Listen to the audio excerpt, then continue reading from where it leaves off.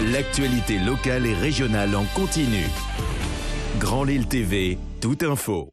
Bonjour à toutes et à tous. Les buralistes du Nord sont en colère après l'augmentation du prix du tabac et le paquet neutre. C'est désormais un rapprochement entre la Française des Jeux et un réseau de fleuristes à Paris qui fait grincer des dents. Les buralistes menacent la Française des Jeux de représailles dans cette ville de Paris où ce partenariat doit être mis en place, et leurs collègues nordistes veulent eux aussi les rejoindre par solidarité et pour éviter bien sûr toute propagation de ce partenariat dans les autres villes de France. Patrick Faouelet, le président de la Confédération des buralistes dans le Nord, a parlé du mal-être justement de ses collègues qu'il représente aujourd'hui. L'expansion vers des réseaux exotiques, le déploiement sur Internet, sur les applications, le réseau FloraJet, à un moment c'est bon. Et nous, on a besoin d'un contrat pour avoir une vision d'avenir pour notre profession. Si on prend paquet neutre et augmentation, nous, on va encore souffrir. Je sais que beaucoup de nos collègues sont en état de difficulté absolue. On a besoin de travailler dans des conditions normales. Voilà, c'est ce qui fait rentrer des gens tous les jours chez nous. Je sais que c'est quelque chose de vital pour nous, mais il faut arrêter de, entre guillemets, de nous emmerder. Pardonnez-moi du temps.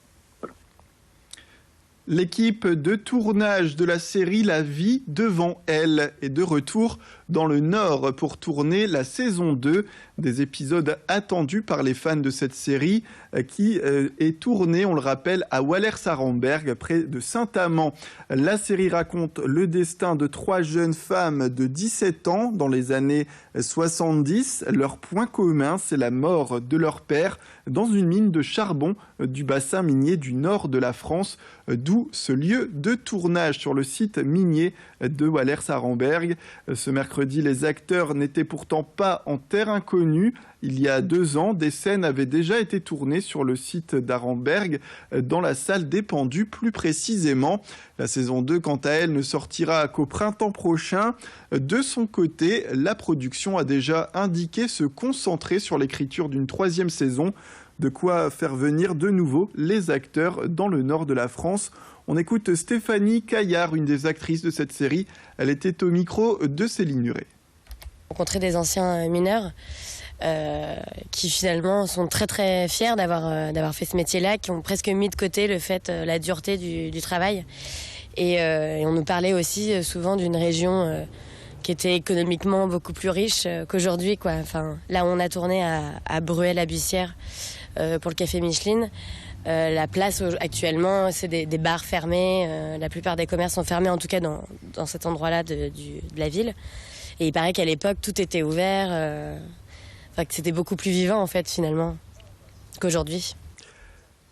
Et du sport et la rentrée des basketteurs du Lille Métropole Basket Club. Un peine sur les terrains, les joueurs de Nino Acéric doivent se préparer au futur match avec la réception notamment de Boulogne-sur-Mer la semaine prochaine dans le cadre de la Leaders Cup. Cette année, 6 joueurs sont restés dans les travées du Palais Saint-Sauveur. Et parmi les nouveaux visages, on peut retrouver les Américains Jones et Burton, mais aussi le Danois Kevin Larsen.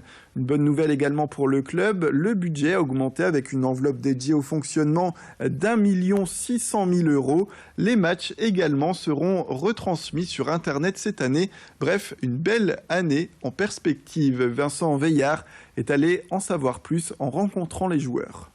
Je pense que ça a été la première volonté du club de densifier l'effectif en gardant une bonne base pour qu'on n'ait pas ces problèmes-là, parce que ça nous a fait mal l'année dernière. On va pas vouloir faire moins bien que l'année dernière. Donc au moins les playoffs, et comme je disais, assez sereinement. L'année dernière, on l'a fait sur la fin de saison, c'est assez épuisant plutôt, et là, ce serait bien de pouvoir se placer au tableau de la mi-saison, quoi, pour qu'on envisage la suite sereinement. Voilà pour cette reprise du LMBC. Et du football également qui reprend du sport avec la trêve internationale et le mercato pour le LOSC terminé désormais. Ce samedi à 20h, l'équipe de Frédéric Antonetti reçoit Monaco. Le match promet d'être intense Les Lillois ont en effet additionné une victoire, un nul et une défaite depuis le début de la saison. Les Monégasques, quant à eux, ne se sont toujours pas inclinés. Ils sont d'ailleurs deuxièmes du championnat.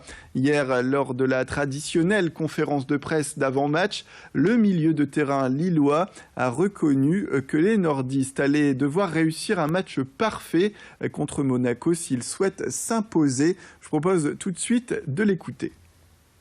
Ce match-là, il va tous nous booster en sachant que Monaco, ils ont battu le PSG.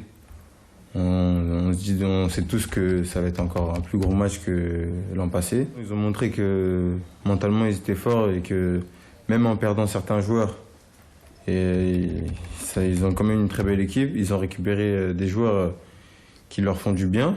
Et je pense que maintenant, vu le reste de la saison, je pense qu'ils vont faire une très belle saison. Et nous, on devra essayer de faire un très gros match. De toute façon, pour gagner, on doit faire un très gros match. Sinon, je pense qu'on va passer à la trappe. C'est la fin de cette édition. Merci à toutes et à tous de nous avoir suivis. Tout de suite, la météo et les conditions de circulation en temps réel.